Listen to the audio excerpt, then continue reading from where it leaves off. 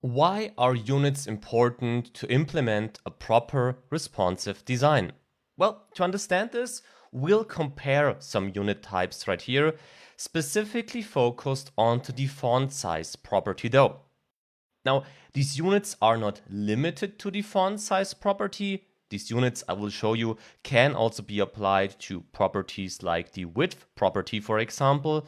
But the font size specifically helps us to understand how these different units work and why some might be a better choice when it comes to implementing a responsive design on our website. Now, let's dive into the units and we'll get started with a very common one we know about already in the meanwhile, and this is the pixel.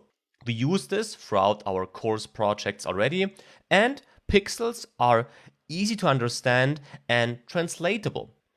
Everybody knows what a pixel is, how big a pixel is, and how it can be used in our project. So setting 10 pixels for the font size are 10 pixels, well, on any device in the end. There is one big problem with the pixel unit though. Pixels are not scalable because if you increase the width of your device, well, then the pixels won't scale. So 10 pixels will remain 10 pixels no matter how big the screen is. And pixels also have a limited user focus. This means pixels or using pixel values take away some of the customization options a user has in the browser. What does this mean? In our project, we used the pixel value from time to time. Back in our code, you can see that we used a pixel value for the font size here for our page logo. So this Webfood logo up here. And if we scroll down a bit further, we have a fixed font size for our navigation items. So these items right here. And if we have another look, we have a fixed font size for our main heading, the H1 element. We don't have a fixed font size with the pixel unit for any other elements on our website. H1 element is this browse our delicious meals text here. Now, on the slide, I showed you that the pixel unit has a limited user focus. If we now open the options menu in our Chrome browser by clicking onto these three dots here, these three vertical dots, this is the options menu. So if we select this and go to settings, and click onto this option, and there select the appearance option right here to open, well, basically this menu.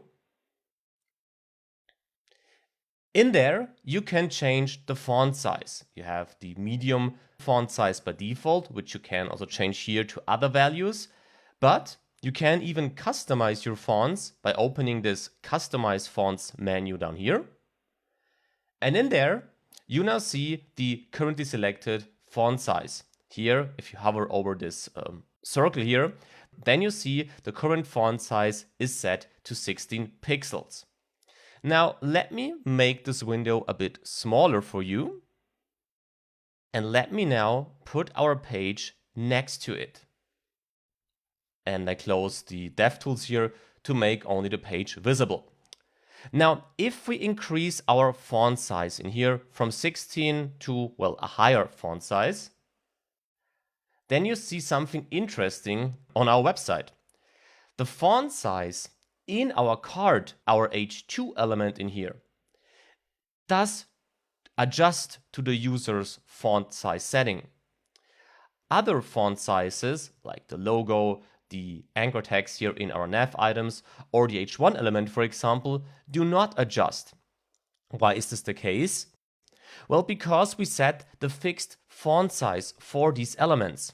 If you set a fixed font size with a pixel value, then these browser integrated options for the users are no longer working, because you as developer decide that only the font size you defined in the code is the one that should be used by the person browsing our website. And that's of course not the perfect solution, because if somebody, well, cannot read the font the way we designed it, because it might be too small on hers or his device, then why taking away the option to change the font size? Therefore, using pixel values is not a mistake by default, but you have to be careful to not take away the user's option here. So this is the big disadvantage of the pixel unit. It is not scalable and it reduces the user focus, so the options the user has to browse our website. Therefore, more dynamic units might be the better approach here.